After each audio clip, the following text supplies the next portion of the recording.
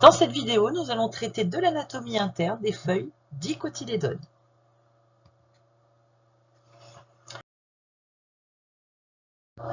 Donc, chez les dicotylédones, on reconnaît une feuille parce que nous avons une nervure centrale et puis on a des nervures ramifiées qui partent de cette nervure centrale, que vous pouvez voir donc ici sur ma feuille, voilà, qui partent à chaque fois de chaque côté. Alors, si on fait une coupe transversale, on se retrouver donc avec un certain motif, ici qu'on a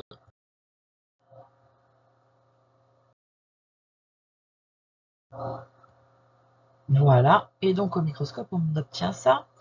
Donc ici, il y a beaucoup d'éléments. Dans la structure de la feuille dicotylédone, vous avez beaucoup de vocabulaire qu'il va falloir apprendre. Il y en a un petit peu moins dans la feuille monocote. En tout cas, on va détailler ça. Alors, première chose, vous allez avoir forcément une nervure centrale. C'est elle qui se voit le plus dans toute feuille dicote. Quand vous faites une coupe transversale, c'est celle que vous voyez en premier lieu. Peut-être que vous verrez aussi en coupe d'autres nervures. Par exemple, ici, on en a, ici, ici. Bon, sauf que comme c'est quand même ramifié et que voilà, il n'y a que la nervure centrale finalement qui est coupée à la perpendiculaire. Les autres sont coupés de façon oblique. Et c'est pas dit que vous les voyez d'ailleurs, comme c'est coupé de façon oblique, parfois on peut voir carrément voilà, cette espèce de trait euh, qui est aussi une nervure, d'accord, mais qui a été coupée, voilà, comme elle était presque, en gros, comme elle était presque perpendiculaire à la nervure centrale, quand la coupe est passée, ça nous fait une espèce de trait. Donc on ne va pas s'attarder sur la légende de ces nervures secondaires. La seule qu'on légendera, ce sera la nervure centrale.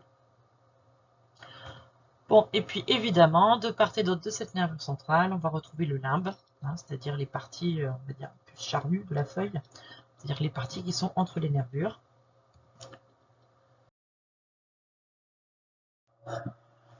Donc, sur cette feuille de dicotylédone, si on se penche un petit peu plus sur l'organisation avec une coupe donc vue au microscope, une coupe transversale, on va tout d'abord avoir un épiderme supérieur.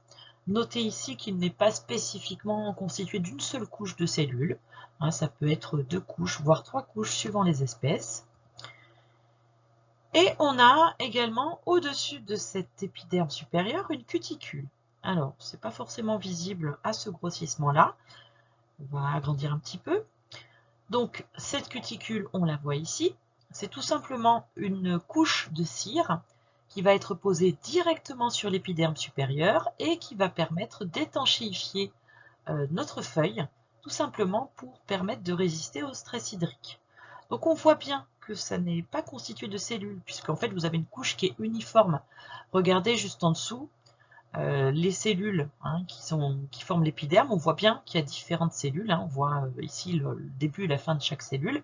Ce n'est pas le cas ici sur la cuticule. Vous voyez cette couche-là, c'est comme si c'était un trait en fait.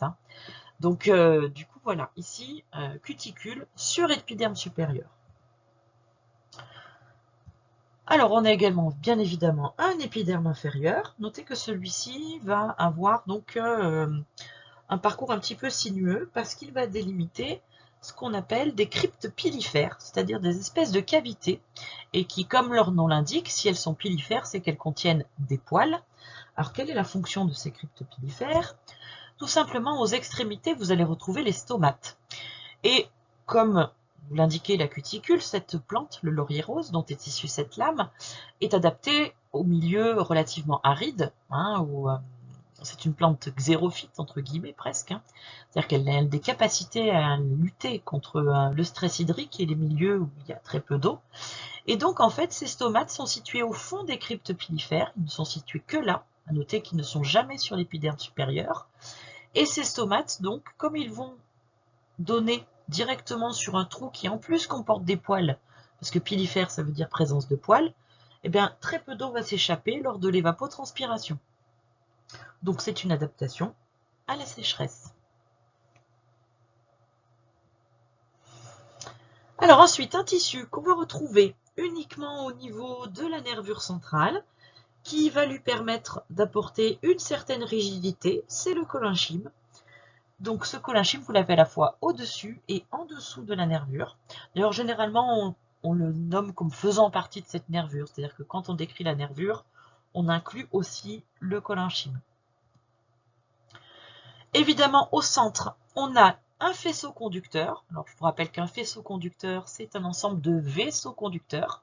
Et évidemment, il y a deux types de vaisseaux conducteurs, à savoir le premier type, le xylème, qui est dans une feuille toujours située vers la face supérieure, et le phloème, qui lui est toujours situé vers la face inférieure.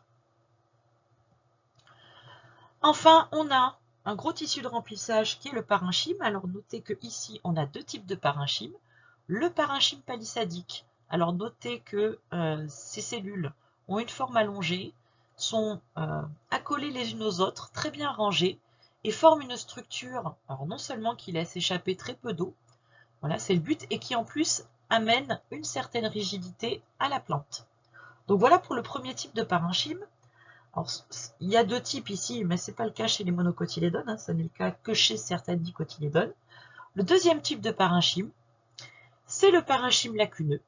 Alors ce parenchyme lacuneux, il est donc particulier dans le sens où les cellules ne sont pas accolées les unes aux autres, mais laissent des espaces intercellulaires, et c'est un parenchyme qui est très favorable à la circulation des gaz.